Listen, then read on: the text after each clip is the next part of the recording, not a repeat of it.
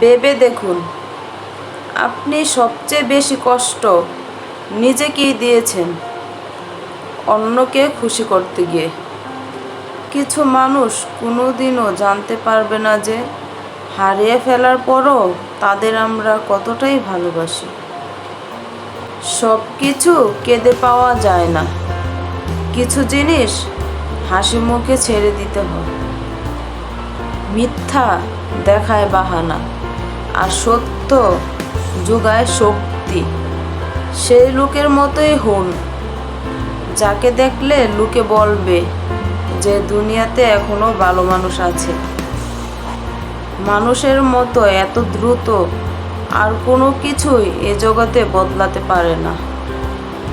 একটা সময় আসবে যখন সকল কাছের মানুষের রূপগুলো চেনা হয়ে যাবে।